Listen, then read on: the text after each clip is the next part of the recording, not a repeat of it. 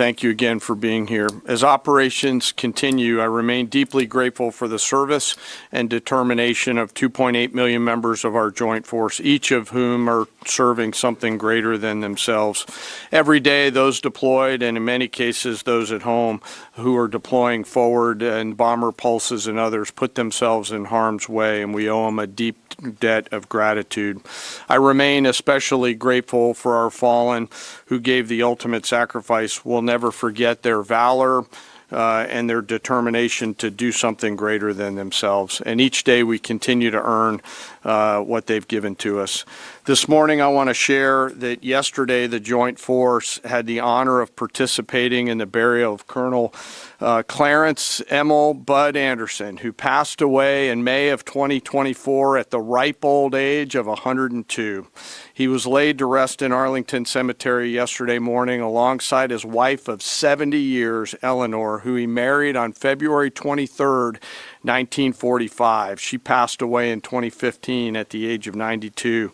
Bud, yesterday, a legend to our Air Force and fighter pilots everywhere, was honored with a combination flyby of F-35s and a four-ship of P-51 Mustangs.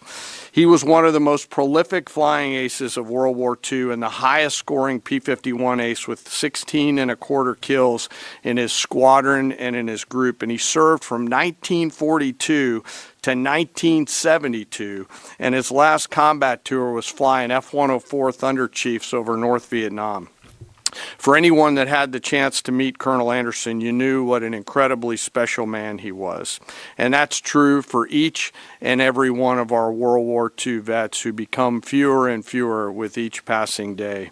They are the greatest generation and give us the gift of an incredible example as we execute Operation Epic Fury today. And Colonel Anderson, we mourn for your loss and remember that smile on the right side as you went out to do our nation's business. I'd like to now share an operational update. Our Joint Force continues to focus on our military objectives as we systematically continue to degrade and destroy Iran's ability to project power and threaten stability beyond its borders. First, the Joint Force continues to destroy Iran's ballistic missile and UAS capabilities. We remain focused on interdicting and destroying the logistical and supply chains that feed these programs. And this remains a truly joint effort prosecuted around the clock from air, land, sea, space, and cyberspace. Long-range bombers from U.S. Strategic Command are coordinating with tactical fighter aircraft from our Joint Force launched from bases around the region and the continental United States, while simultaneously Navy fighters from the sea and sailors continue to project power from the sea, while Army and Marine artillery units continue to execute long-range precision fires deep into enemy territory against high-value targets. Meanwhile, on the defense side, our Army and air defenders and aviators, as the Secretary talked about, remain vigilant, forming a shield to protect our forces and our partners, intercepting missiles and drones. Together, we continue to deliver precision strikes against key manufacturing nodes, component storage sites, research facilities deep within Iranian territory. And over the past 30 days, we've struck more than 11,000 targets. Given the increase in air superiority, we've successfully started to conduct the first overland B-52 missions, which allow us, as we've said before, to continue to get on top of the enemy. And as the Secretary talked about, switch towards more and more dynamic targets, servicing mobile targets around the battle space. We've continued to do the work against Iran's missile, drone, and naval production facilities, and we continue the multi-domain pressure that we've talked about. Second, on the Navy front, we continue to assert dominance over the Iranian Navy. We remain focused on targeting their mine-laying capability, their naval assets, and we've now, as I mentioned briefly last time, started to work attack helicopters and other close air support assets into the naval domain. CENTCOM continues to identify and work against naval depots and storage areas, and we've taken out, again, more than 150 ships, including all Jamaran-class frigates inside their Navy. Third, we continue to prosecute our campaign against our defense industrial base at scale. This includes factories, warehouses, nuclear weapons research and development labs, and the associated infrastructure required for Iran to reconstitute its combat capability. I'd like to continue my theme of highlighting the incredible contributions of Americans to our joint force. Today I want to talk a little bit about a different front line, a line that doesn't have bunkers or guard posts, but is just as critical to our nation's security, our National Assembly lines.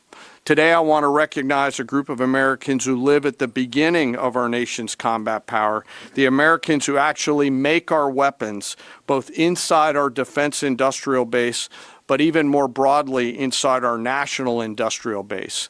In every military option, we could not and cannot do our jobs without the men and women across our country who show up every day around the clock to a factory floor, a workshop, a laboratory, who build the weapons and capabilities we need to project American combat power at the time and place of our choosing.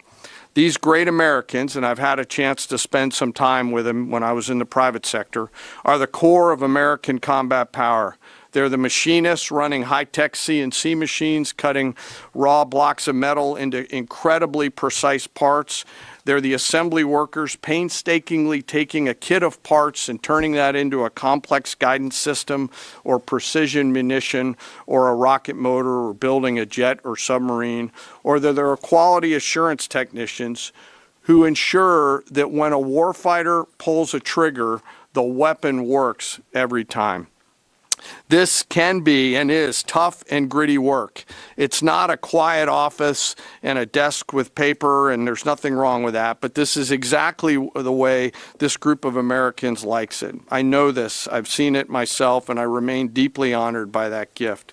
It's often loud and dangerous work, demanding, requires absolute focus for hours at a time with deep commitment to get it right every single time. It's hands-on work where one uncaught mistake or deviation can put an American's life at risk. A single misplaced wire, a microscopic flaw in a weld, incorrectly calibrated sensor could mean the difference between mission success or mission failure. The difference is measured in the lives of our sons and daughters who we put out around the field and on the field of battle. We rely on and trust in these great Americans, and it's not just their manufacturing skill, it's their innovative minds and their entrepreneurial spirit.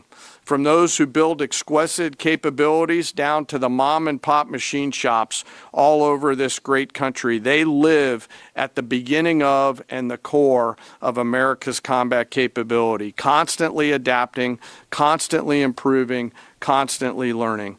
And there are examples of this throughout history and current days, to include building things like the F-117 stealth fighter, the B-2 stealth bomber, making our combat capability undetectable over the enemy, to today's B-21 and F-47. It's work like in the shipyards of the East Coast and Northeast side of the United States that go out and build America's nuclear submarines that allow us to patrol around the world at the time and place of our choosing. These innovators, these workers, these incredible Americans don't get the same glory as a fighter pilot returning to a carrier deck at night or an artilleryman sending rounds downrange, and yet they show up every single day, and without them, we could not do the work that we are tasked to do. 24/7, they build the tools that we need to do our business. The skill, the commitment, the patriotism, the dedication poured into every piece of combat capability and hardware is seen and felt out at the edge of the force, as the Secretary talked about those young bomb builders out in the desert that he had the chance to see. You can see it, you can feel it, and it's real, and we're deeply grateful. So to the American workforce out there, both inside our defense industrial base and in our national industrial base, thank you on behalf of the Joint Force. We carry the weapons that you build. We rely on the systems that you create, and the distance from that factory floor and that assembly line to the front line is incredibly short. Thank you. Keep it up. And to our adversaries out there, I remind you to beware of the American workforce. We continue to press forward in our military objectives. The Secretary and I remain deeply humbled by the spirit, tenacity, commitment, and grit of our 2.8 million member strong Joint Force. I want to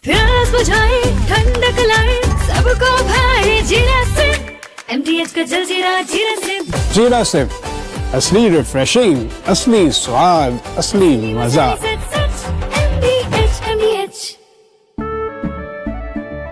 केसरिया से मन जोगी हुआ रे, दिल झूमे देखो मतवारा हुआ रे। केसरिया से मन जोगी हुआ। हर पल मनाओ केसरी त्योहार। विमल, बोलो जुबान केसरी।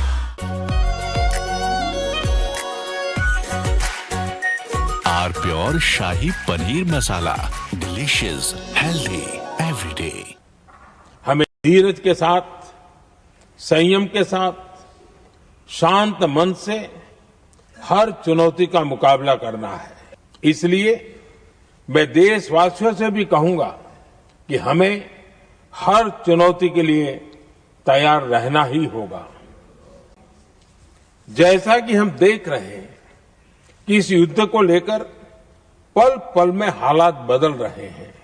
आदरणीय सभापति जी, ये संकट अलग प्रकार का है और इसके समाधान भी अलग प्रकार से ही तय किए जा रहे हैं। हमें धीरज के साथ, संयम के साथ, शांत मन से हर चुनौती का मुकाबला करना है। आदरणीय सभापति जी, जैसा कि हम देख रहे हैं कि इस युद्ध को लेकर पल पल में हालात बदल रहे हैं।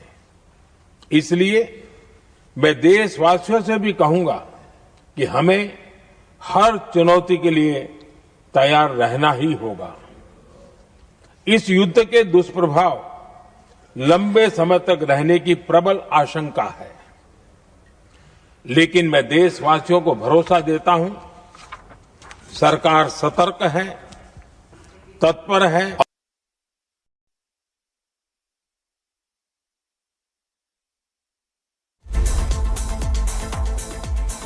चमकी चाट से क्या बना है? सैंडविच, लस्सी और छाछ और हर घूंट में चमकी चाट। ड्राई फ्रूट और दही बड़े। चमकी चाट से स्वाद बढ़े। असली स्वाद सिर्फ चंकी चाट।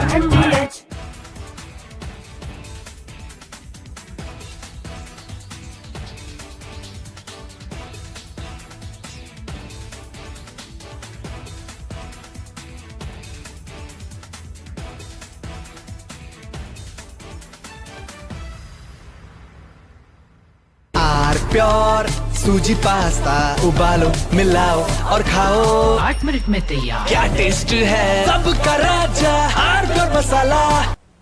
हमें धीरज के साथ, संयम के साथ, शांत मन से हर चुनौती का मुकाबला करना है। इसलिए मैं देशवासियों से भी कहूंगा कि हमें हर चुनौती के लिए तैयार रहना ही होगा। जैसा कि हम देख रहे हैं कि इस युद्ध को लेकर पल पल में हालात बदल रहे हैं। आदरणीय सभापति जी, ये संकट अलग प्रकार का है और इसके समाधान भी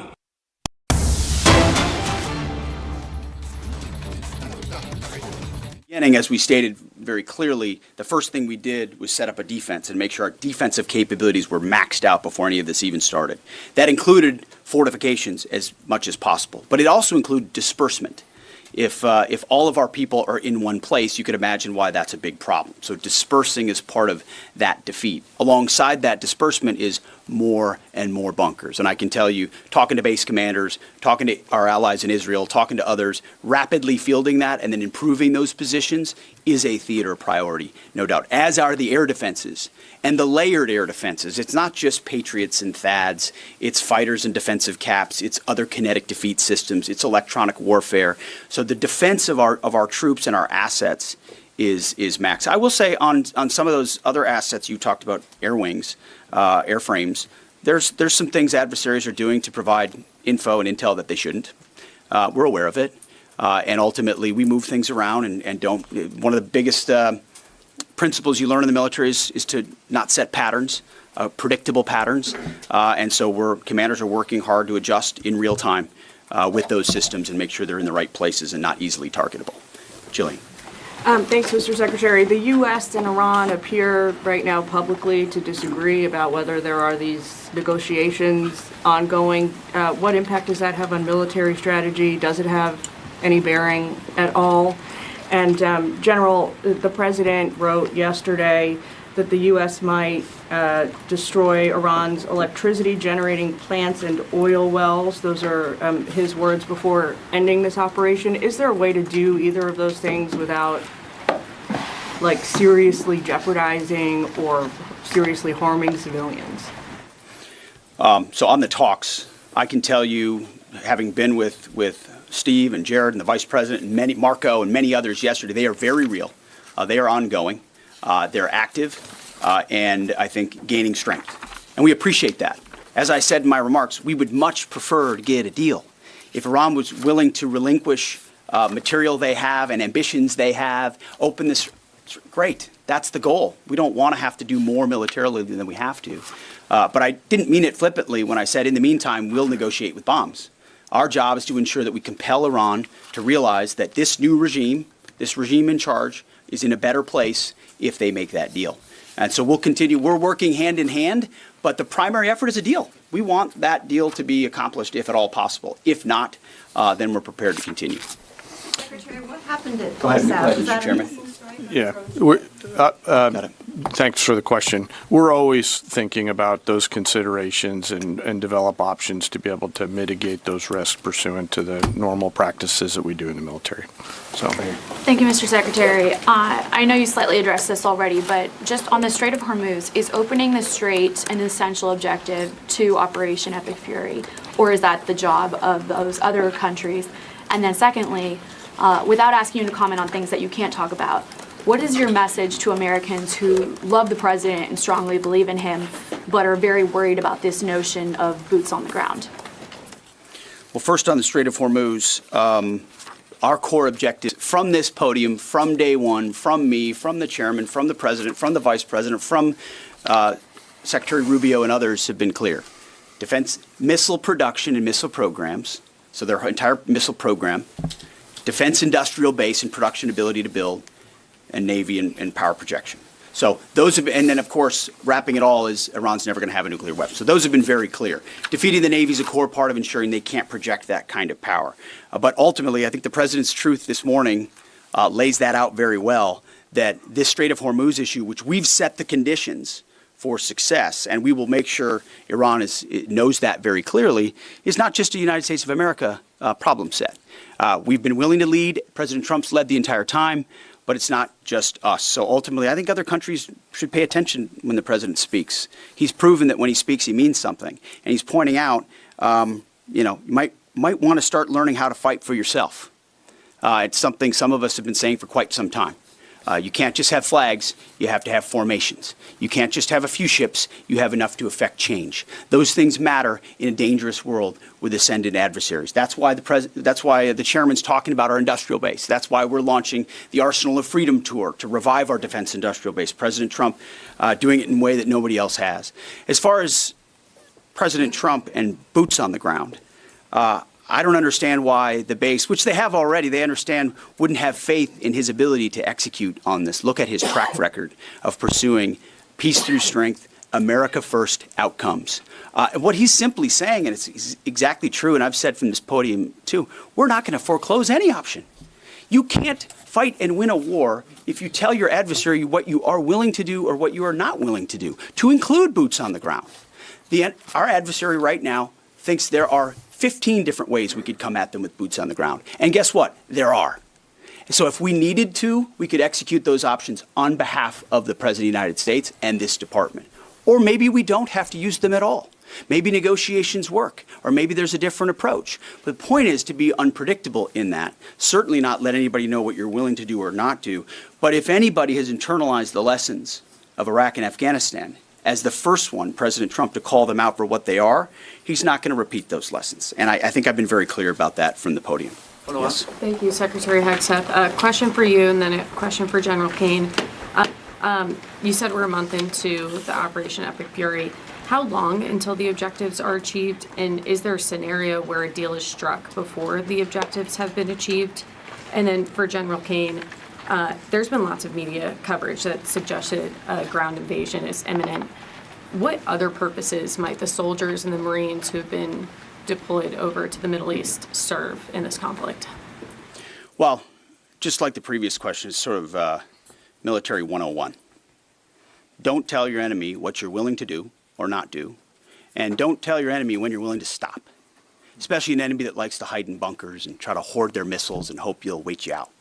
So that's not a question I'm going to answer or the President has said definitively. We have our own goals and guidance and things military objectives that we're moving toward and things that we look at. And as he's articulated, he's said 4 to 6 weeks, 6 to 8 weeks, 3. It could be any particular number, but we would never reveal precisely what it is because our goal is to finish those objectives. And we're well on our way. And the Chairman and I look at this every single day. It will be the President's determination and the President's determination alone when those objectives are complete and when it serves the interest of the American people to cut that deal, to make sure that Iran doesn't have a nuclear capability and ultimately that our objectives, our interests are advanced. I don't know if you want to add anything. No, just to answer your question, Reagan, the range of military options that those forces can offer are extensive, not just limited to what you mentioned in terms of forces on the ground. And I wouldn't want to take away the President's decision space, but there are a multitude of things, not the least of which is Iran should note that they're out there and that they are a pressure point. And so they should carefully consider, I think, at the diplomatic level, not my job as a chairman, but at the diplomatic level to consider what's in front of them. Jerry. Okay. Mr. Secretary, the U.S. government and IC assessed for many years that Iran is protecting al-Qaeda senior leaders, including the current Emir Saif al-Idil. Does the U.S. assess that he's still in Iran? Has he fled to Afghanistan? Is he on a target list? And Mr. Chairman, based on CENTCOM figures and open source, Iranian daily missile barrages and drone launches have indeed dropped dramatically since the start of the war, but they're not at zero. And they seem to have maintained some level of low but stable numbers. Perhaps they've dropped a little bit more in recent days. How do we get that closer to zero? And what impact is Iran's degraded but still very real capability impacting current and future operations? So I won't speak to a particular target. I'll just say that al-Qaeda remains our enemy, obviously. And there are a lot of people on our target list in Iran. And if they were to be harboring al-Qaeda, they would certainly fit that list.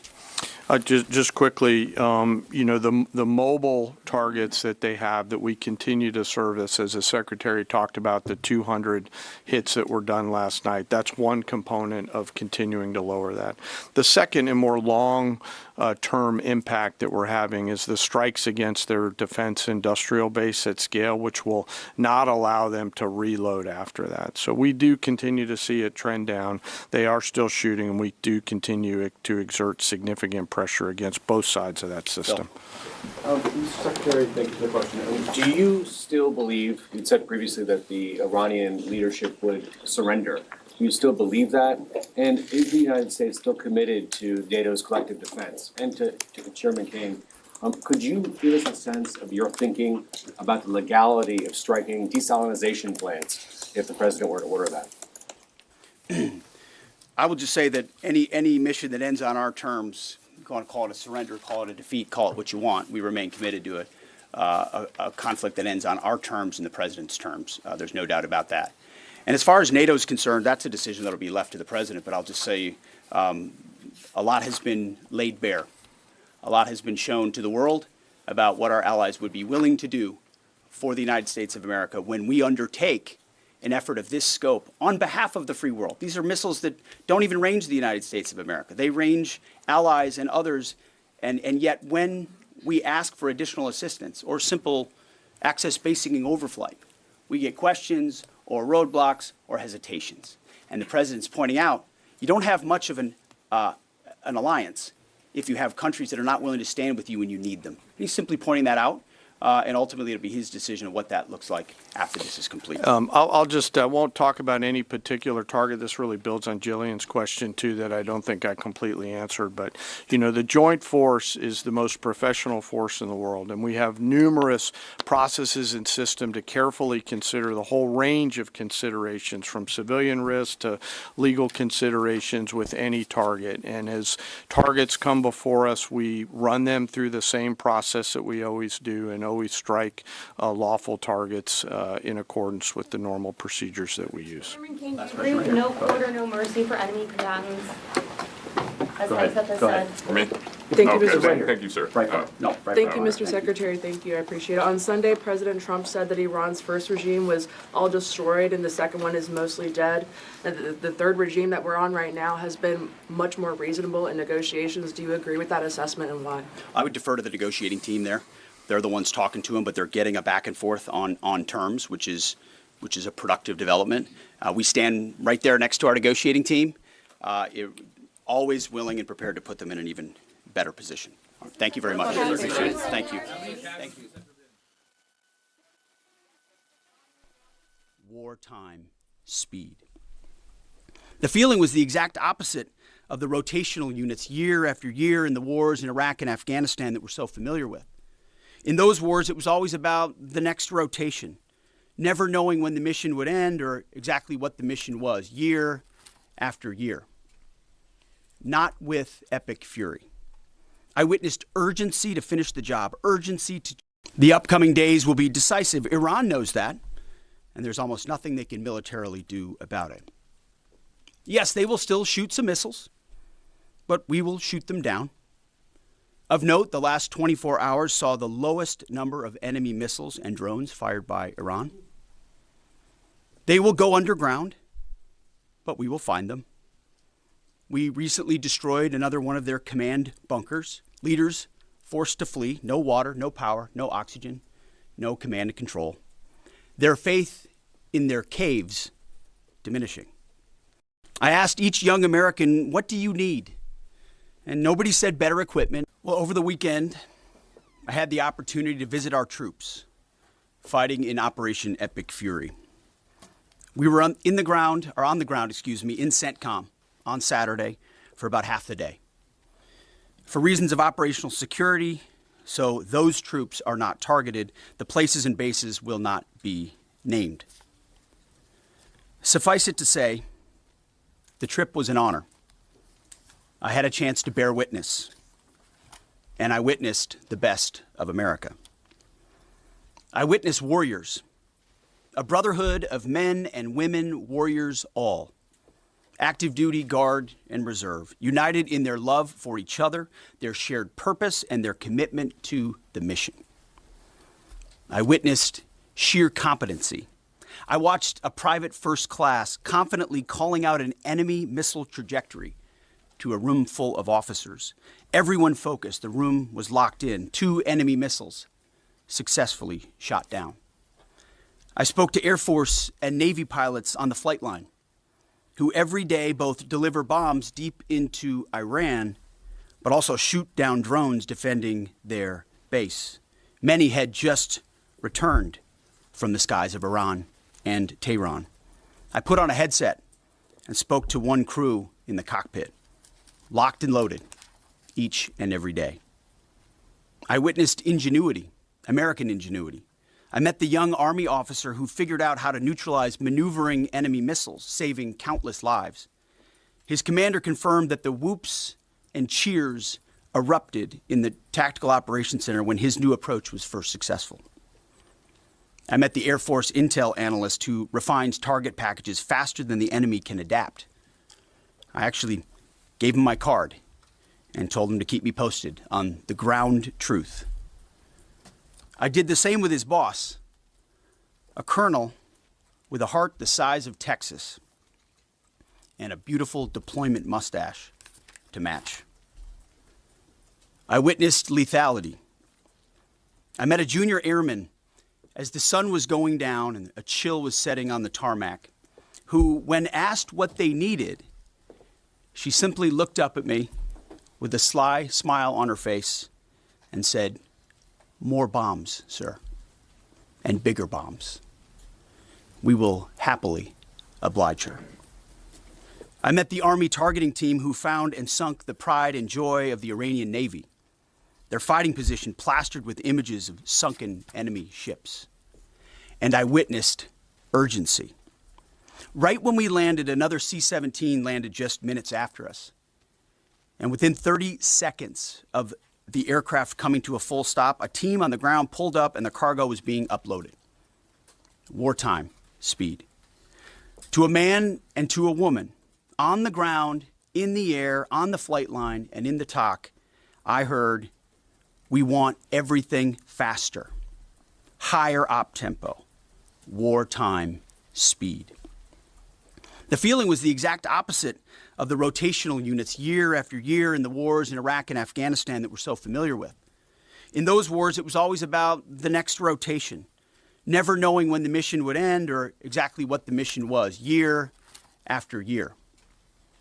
Not with Epic Fury. I witnessed urgency to finish the job, urgency to achieve mission success, not looking at the next rotation, only moving as fast as possible to win.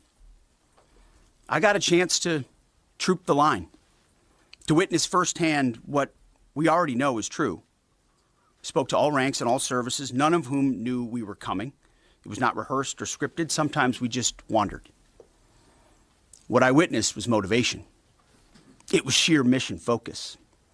It was the American warrior unleashed.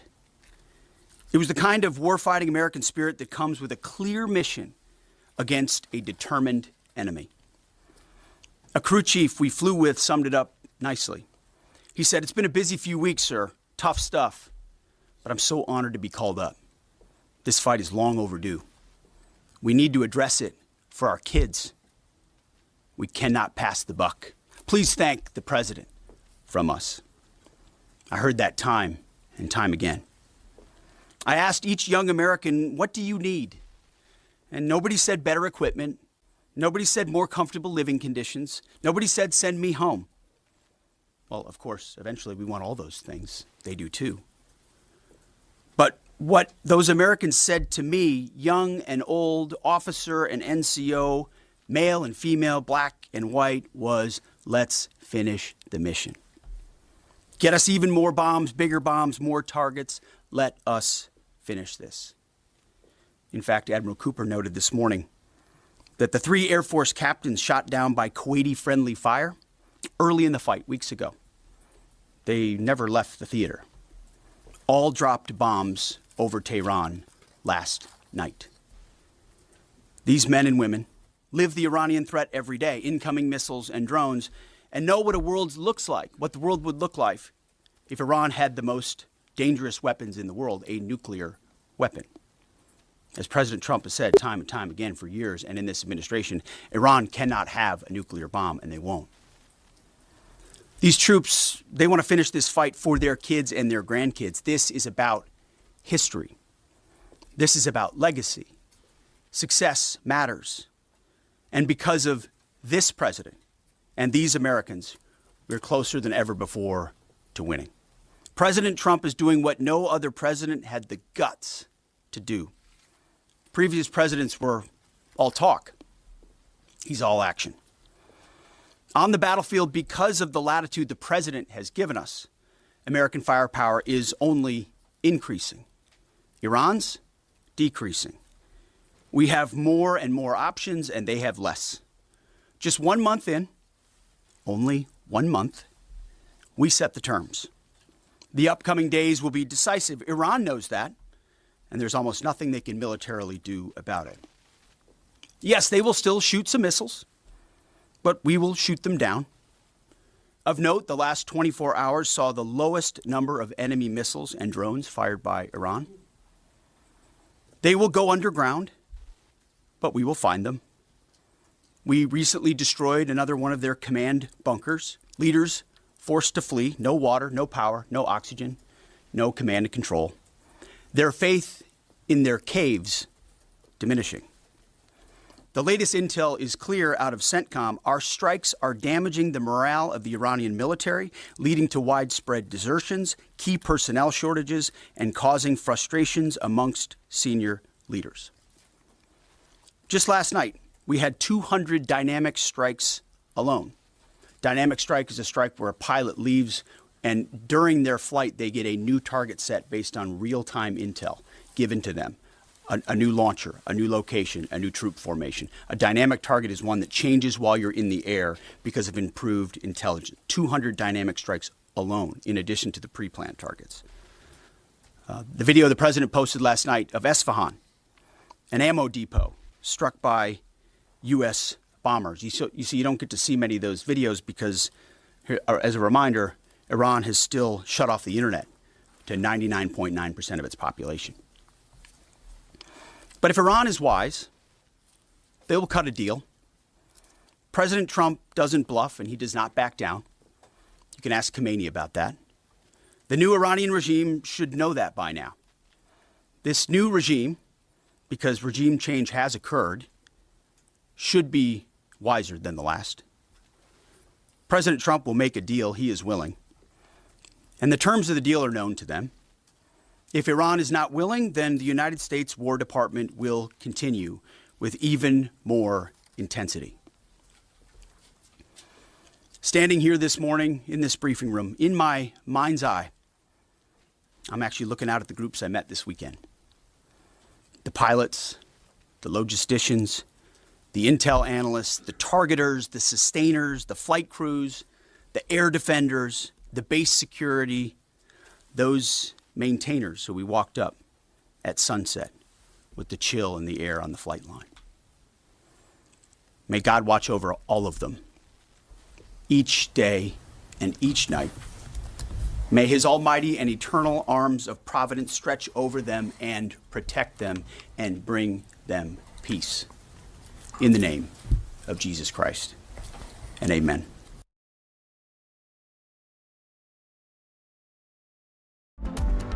Well, over the weekend, I had the opportunity to visit our troops fighting in Operation Epic Fury.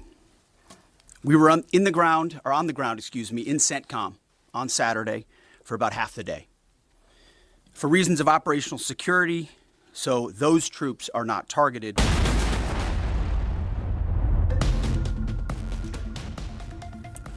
Ladies and gentlemen, joining us for a very special conversation today, because many of our viewers have been asking, what is the Iranian position? You have Iranian experts, you have people from the Middle East, you have people from Washington and Tel Aviv joining you on your program. Why don't you get an official Iranian point of view? So we sent in a request, and with us today, I'm very happy that Ismail Baghai is joining us. He's very high up in the circles in the Iranian government, the Iranian regime, which Trump says has already been overthrown. He is the Deputy Foreign Minister. He's the spokesperson of the Ministry of Foreign Affairs of Iran. He has been their permanent representative at the United Nations in New York. So he's had a very long diplomatic career, and I cannot think of anyone better than you to give the official Iranian perspective. So Mr. Baghai, first of all, thank you for joining us on the Republic Media Network. It's great to have you, sir. Thank you. Thank you for having me. Mr. Baghai, I'll go straight to the point now. We just had a press conference, a press briefing by Pete Hegseth, the Defense Secretary of the United States of America. The War Secretary, in fact. The War Secretary. Now, he says that there has already been a regime change. And he says there's an old regime and a new regime. Trump said there are three regimes. He said there was an old regime, then there was a new regime, and there's a third regime which has taken over. So my first question to you is there any other regime than your regime? Who heads your regime?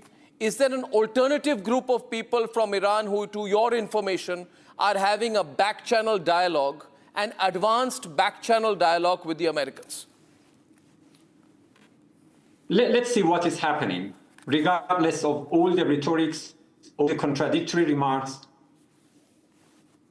what happened as of 28 February is an act of war, an illegal war imposed on the Iranian nation. So we are talking about a country, a civilizational state that has come under an egregious act of aggression for a second time during the past 9 months. And you know, this was not the first time that the United States torpedoed the negotiating table while we were talking together and attacked a proud nation. For what? They don't know.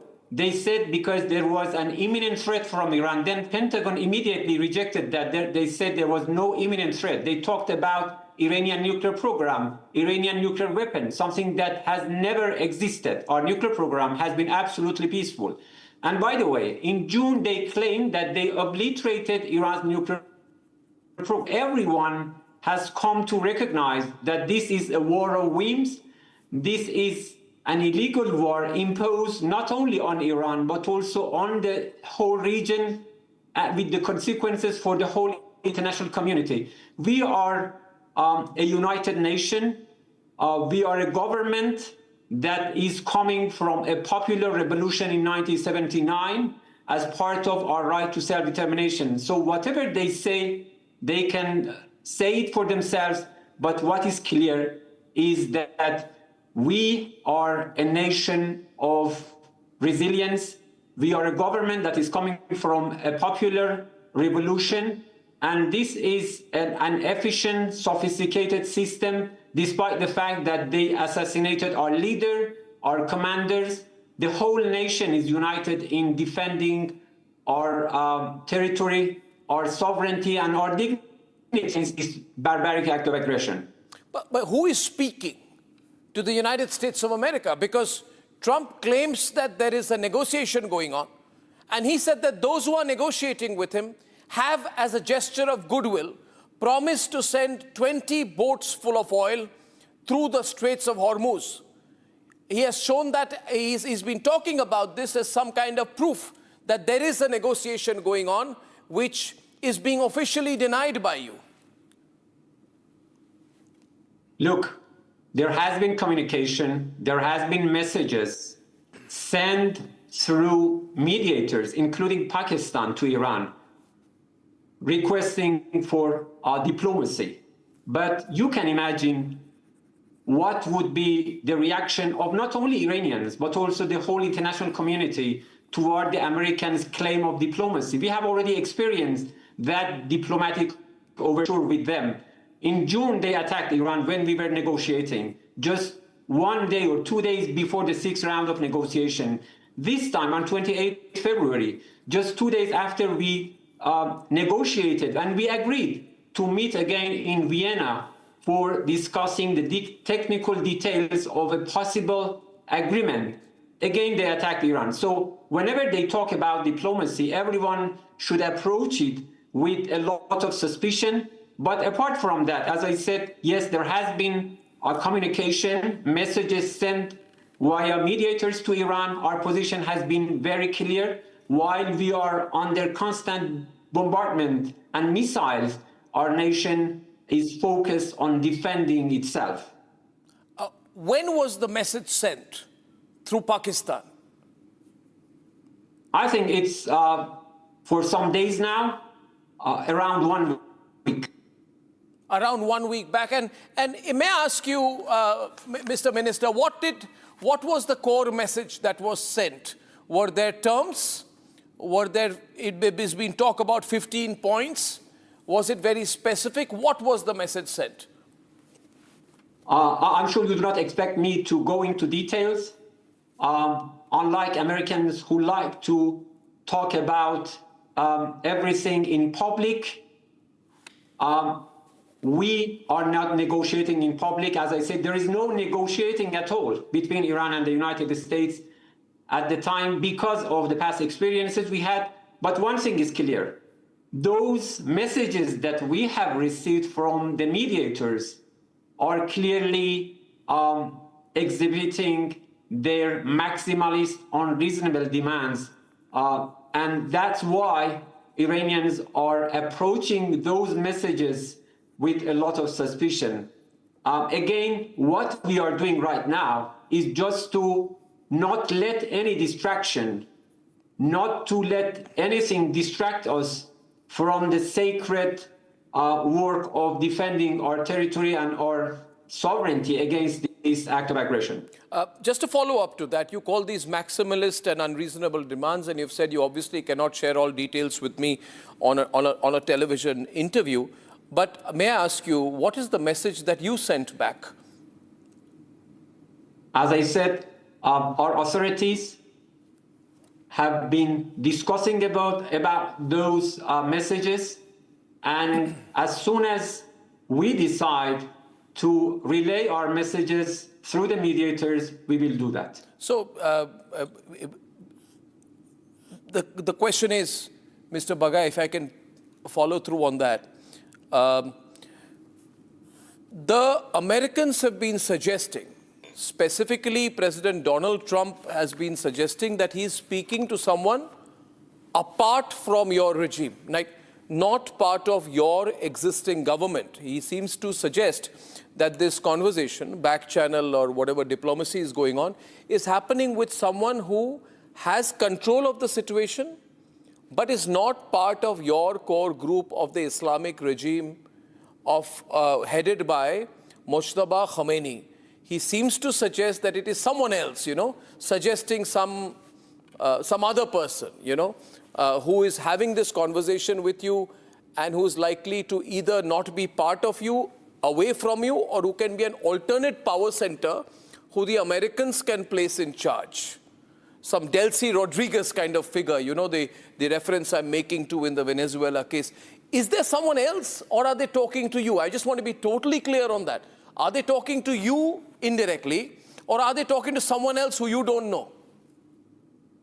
As I said, I cannot read the American authorities' mind, what they have in their mind. But one thing is sure. We have received messages through mediators, and those messages are being discussed, as is the case with respect to any government in similar situation. But what is important, what matters for the nation of Iran, for Iranian people right now, is just to keep defending themselves against this aggression. So I think we should not be distracted by all of these rhetorics. Yes. The nation is determined in defending itself, and that's what matters.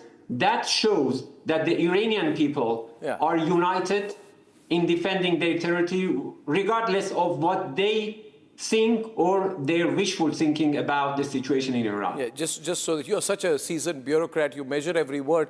I'm also a seasoned journalist, so I want to make sure that I am not misquoting you in any way.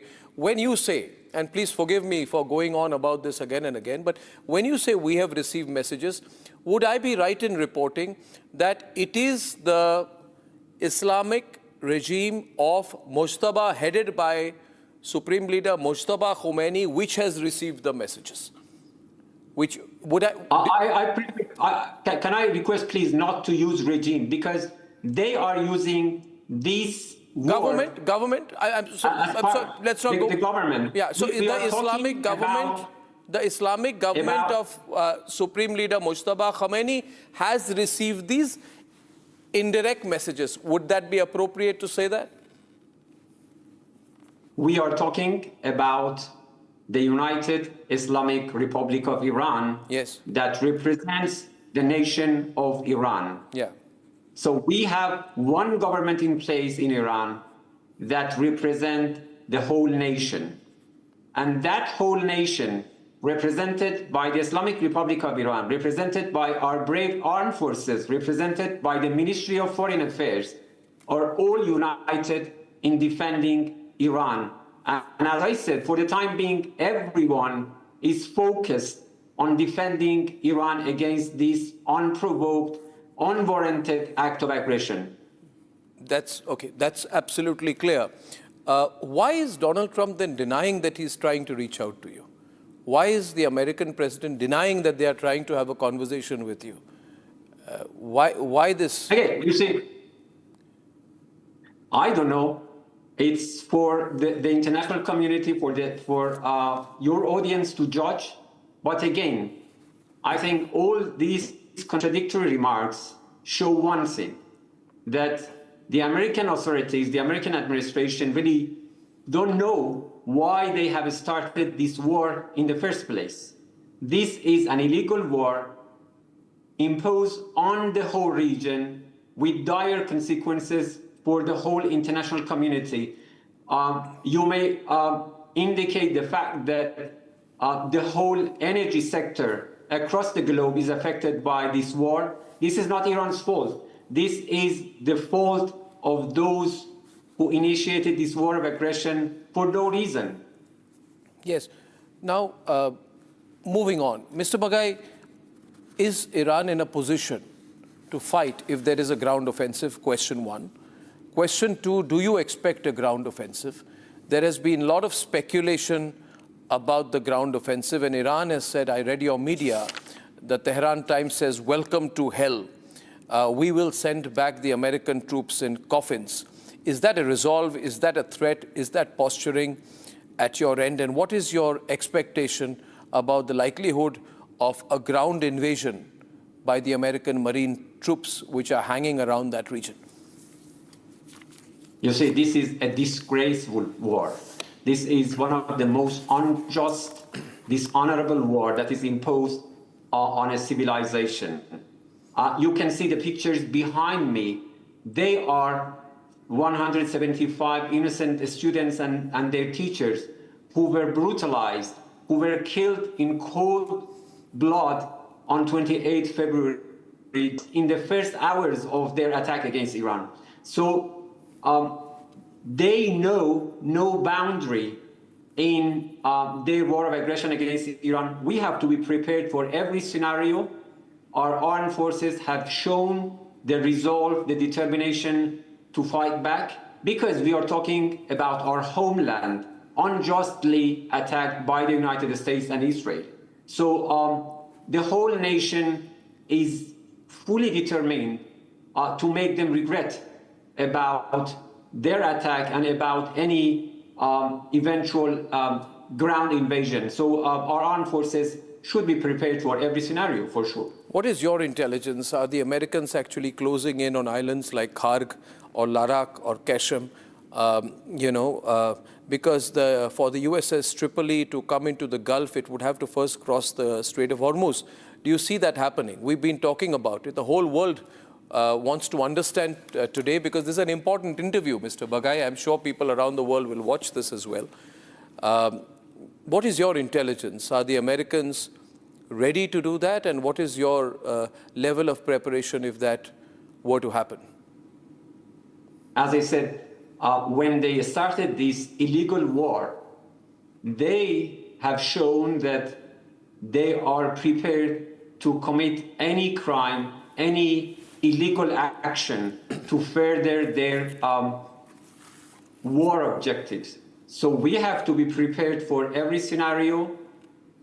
We cannot rule out any adventurism by them. So that's why our armed forces have prepared themselves for countering any and every scenario in case they commit similar invasion, including the one you referred to. So we have to be prepared for every scenario, because we are talking about two nuclear armed regimes that have shown they do not respect any boundary, any legal or moral guideline in doing their war crime.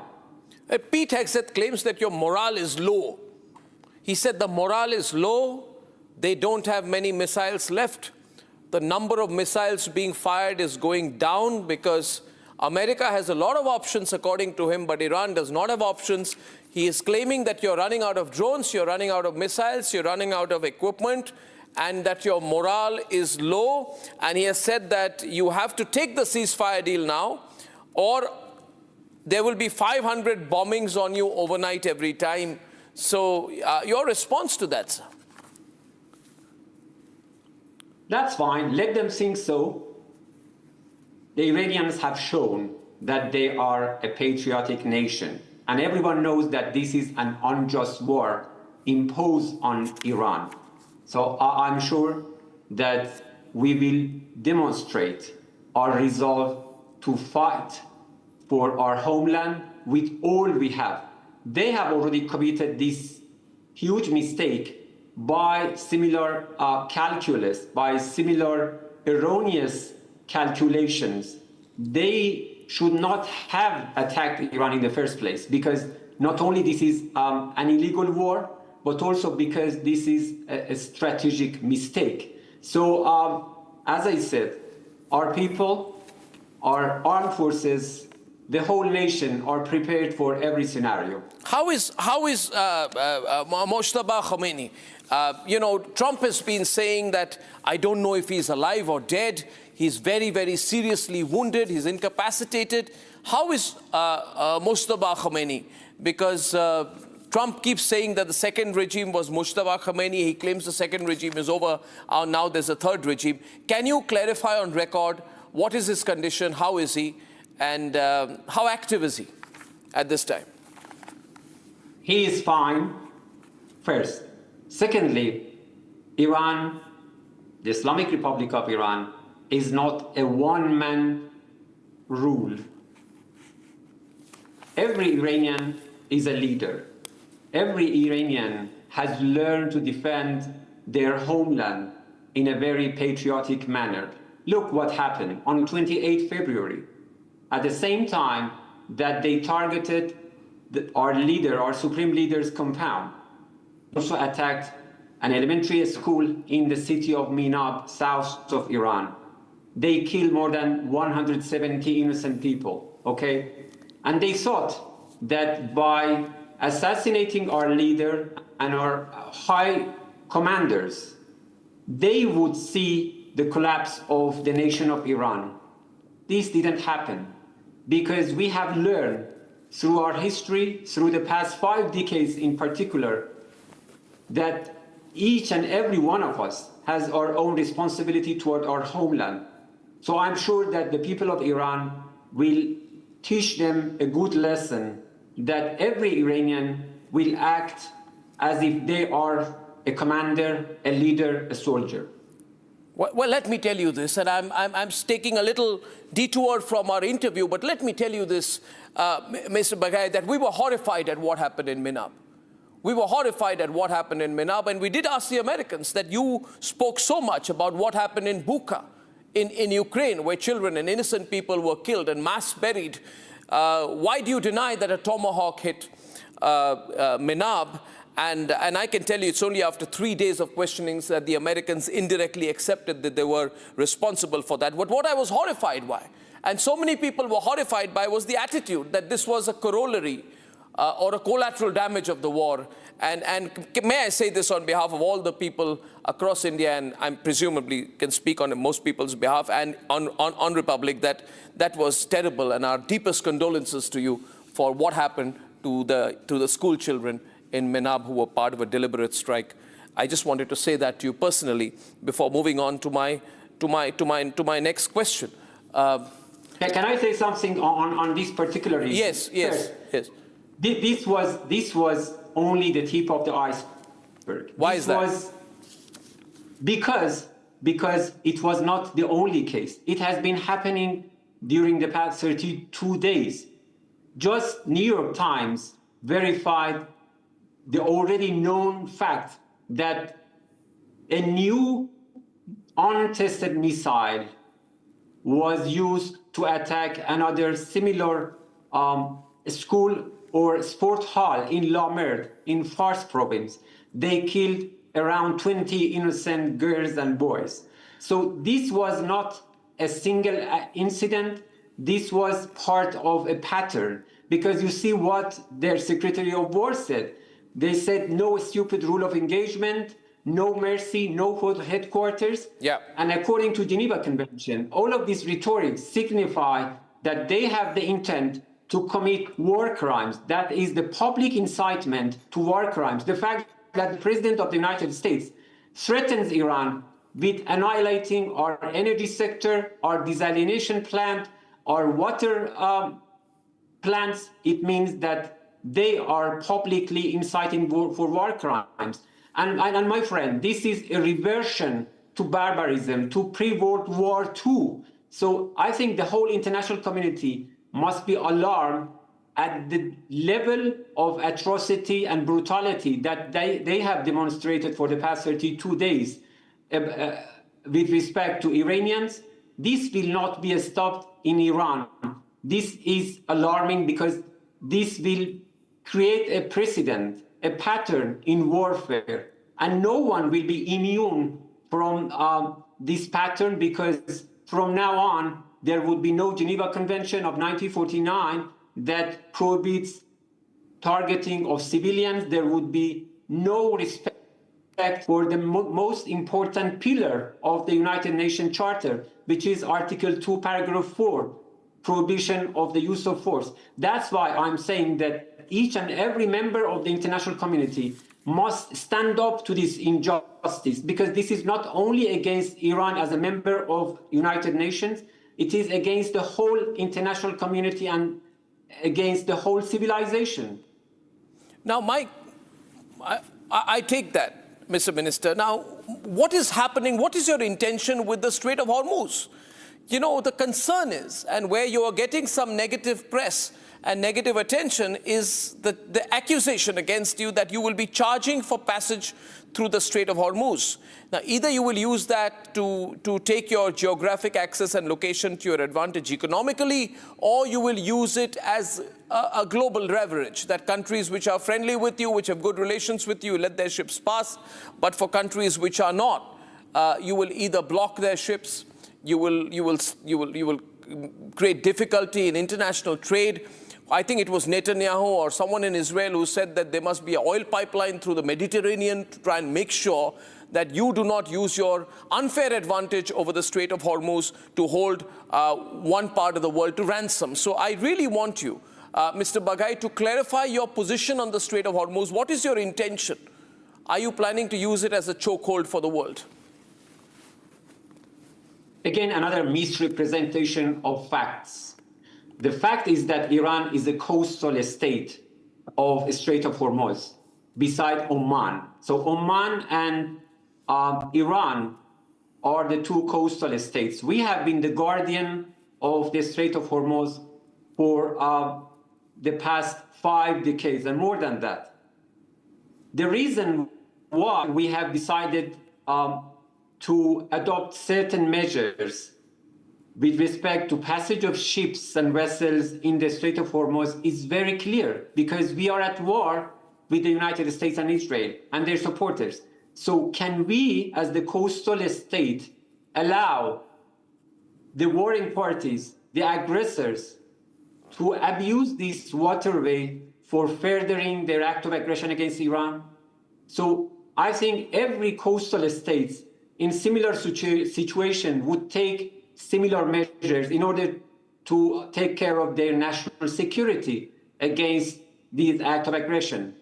But as you know, there have been many ships and vessels that have already passed through the Strait of Hormuz safely after necessary coordination with our authorities. And that coordination is simply to make sure that the passage would be done in a safe, secure manner. We can talk about some Indian vessels, for instance, that have already passed through the Strait of Hormuz without facing any problem. Yes, of course, and that's I'm glad you picked that up, because you know the world's most populous nation, the largest country in the world in terms of population, we are very concerned about LPG ships passing through, and it's necessary to maintain enough buffer in India, for our large population. So for all our viewers watching in India, what takeaway should they have? Because, you represent the foreign ministry. Is Iran going to let ships pass on a case-by-case basis if they are coming to India, or is it a free passage? You know how much Iranian nation respects Indians. We feel really close to the Indian people because of our historical cultural bonds. So this is with respect to India-Iran relationship. And there have been many contacts between our foreign ministers, India and Iran's foreign ministers, to ensure that passage. Again, the point is that the insecurity imposed on the Strait of Hormuz is not because of Iran's action. The Strait of Hormuz was open before 28 February. So they're trying to reopen something that was open before the start of this war. What can we do, my friend, during this difficult situation? Our national security is at stake. The aggressors are using every possibility to harm the nation of Iran.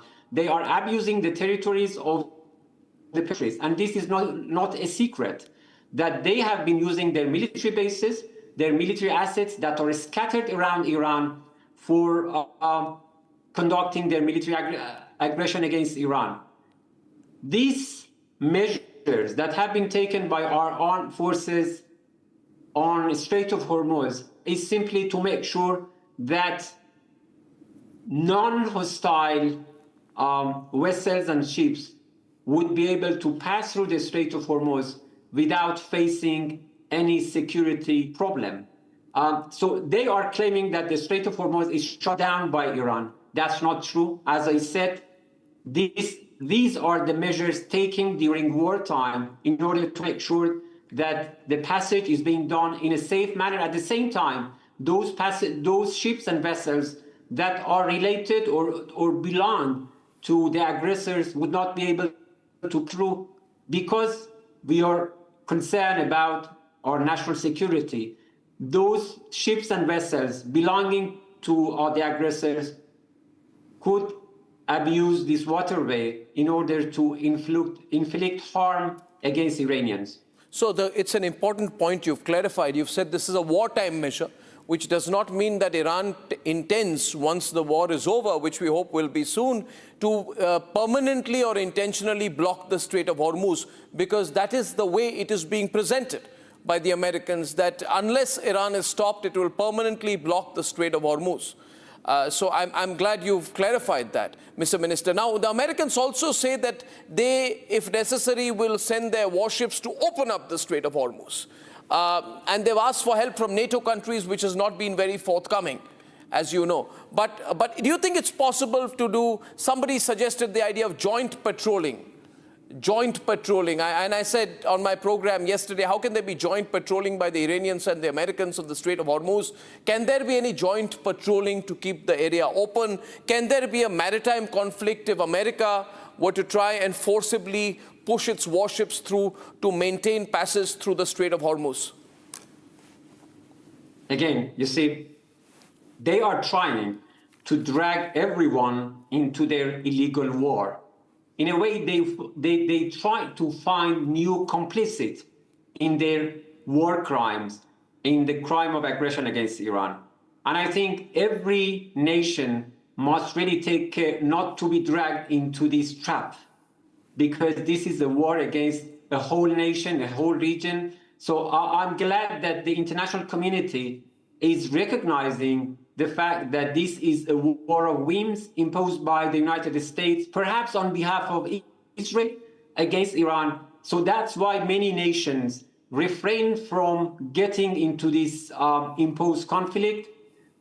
Just to clarify on your previous question concerning the Strait of Hormuz, as I said, these measures was taken after we were attacked by the United States and Israel, in order to make sure that this strait would not be abused by their vessels. What will happen after the end of the war? I don't know, because we cannot allow that this passage this waterway would be abused again in future. So why not thinking about some measures, some mechanisms with the participation of the relevant states in the region, in particular Oman, to make sure that this waterway would be monitored in a way to make sure that all the vessels and ships would be able to pass through without facing any problem. Safe passage through the Strait of Hormuz is something that we are contemplating. My next question is the nuclear question. Mr. Bagai, this is a wonderful opportunity for you to clarify to the whole world where you have kept the 500 kilograms of enriched uranium. You see, there were attacks in Isfahan, and every time these attacks happen, the American media and the rest of the Western media says this is Trump's attempt to get the highly enriched uranium which the Iranians have been hiding. So are you hiding the highly enriched uranium? If so, what is the intention? Where is it placed? Obviously, you will not tell me. But why don't you clarify once and for all, Mr. Bagai, your position on the highly enriched uranium, which Trump accuses you of continuing to hide? He almost suggests that if you were to hand over the highly enriched uranium, the war would end. And repeatedly, almost 7 or 8 times in a press conference, they say Iran cannot be allowed to have a nuclear weapon. So the whole question comes on the highly enriched uranium. What is your official position on that, Mr. Bagai? And I think this is another distraction from the very fact that Iran has not been seeking nuclear weapon. Our nuclear program, which originates from 1960s, 1970s, is absolutely peaceful. I'm sure you know that Iran has been a member of NPT as of 1970. Iran has been the main advocate for Middle East free from nuclear weapon as of 1974. So from 1984 until now, for the past 4 decades, Israel has been always talking about Iran getting nuclear weapon. That has been a very big lie. Our nuclear program has been safeguarded, has been inspected by the IAEA. You're talking about that highly enriched uranium? Yeah. That's hidden. That's not hidden. That's under the rubble, because in June, they attacked our safeguarded facilities. And this is, again, another big lie. Having highly enriched uranium, and this is not a secret, this has been reported by IAEA, because all those materials, all those facilities, including that highly enriched uranium, was under the monitoring by the IAEA. They attacked our facilities in June, and they said that they annihilated our facilities. So still they are repeating the same lie, trying to distract the whole international community of the fact that in our region, it is only Israel that has nuclear weapon. Iran has been seeking nuclear weapon. It is banned under our Islamic precepts. It is banned under our military doctrine. So this is a very big lie that they have been concocting for the past 2 decades about Iran's nuclear program. That simply doesn't exist. But they're saying that you were on the precipice, you were on the very edge of developing a nuclear weapon, and that would be an existential issue for Israel. That's not simply true. That's, again, something that they have cooked. They have been propagating for the past 2 decades. Look, if they were really concerned about Iran's nuclear program being weaponized, why didn't they stay in Iran's nuclear deal? Why did they withdraw from JCPOA in 2018? Show me one single paragraph in IAEA's reports that Iran is deviating from peace purposes. IAEA confirmed in his consecutive reports from 2015 until 2019 that Iran's performance was impeccable. So the reason why they withdrew from the JCPOA was very simple. They simply didn't like the previous administration job. That's why they decided to withdraw from the deal. And we tried so many times to strike a new deal but they torpedoed the negotiating table. They were not serious. That's why our nation believes that the whole scenario, that the whole nuclear issue was simply a pretext, an excuse to pressurize and attack Iran. Now, you have expanded the scope of the war. You've escalated the scope of a war. It was tactic. And in the first 3 or 4 days, you surprised the whole world by attacking several countries within that region. Are you pulling back on that? I mean, why are you attacking Dubai, for example? You know, that tactic, do you think it's overlived its utility? Do you intend to continue targeting and attacking and firing missiles at drones at neighboring countries there? My friend, this is not attack. Let me put it, literally speaking, the right words and tone. We are not attacking any country. We are defending ourselves. First, we are defending ourselves against the aggression by the United States and Israel. Secondly, we are fighting back against the origin of those attacks. Can you deny the fact that many of those strikes, many of those missiles that are being fired at Iran are coming from the United States military bases that are located in the Persian Gulf countries? I can give you many examples, including those higher mass missiles that were shot from the territory of a Persian Gulf state to Kersh Island desalination water. Again, they have used military bases in Saudi Arabia to target Iran. We have said it, and we repeatedly say that we have no animosity, no hostility toward our Arab neighbors. We really are determined to continue our good neighborliness relations with all Arab countries of the region. But what else shall we do? The United States and Israel are abusing the airspace, the military bases that are stationed in Arab countries for attacking Iran. And under international law, we are entitled to use everything at our disposal to counter those aggressions. So what we are doing is exercising our inherent right of self-defense enshrined in Article 51 of the United Nations Charter. We have called upon our neighbors, please, do not let your airspace, your territory, your installations, your assets be used by the United States to attack Iran. And I think that's what still we demand from our neighboring countries, from the Persian Gulf countries to do. 2 more questions, because I know you have a really busy schedule, but I'm going to take 2 more questions. Mr. Bagai, please set the record straight. Are you getting intelligence support from Russia or China and military hardware from China? You see, you signed an agreement, a strategic defense agreement with the Russians. So they are in a way entitled to support you. But have they sent S-400 missiles in AN-135 Antonov planes, transport aircraft reported landing in Iran? Are they giving you military equipment at this stage to fortify yourself? And are you also getting intelligence support? My direct question to you is, let me not be diplomatic about it, are you getting active support from China and Russia directly or indirectly in this war? You know, we are a nation that has learned through its history, particularly for the past decades, to rely on itself for defending its territory. Look, we had to experience 8 years war with Saddam Hussein, who was supported, literally speaking, by almost everyone, including the superpowers at that time.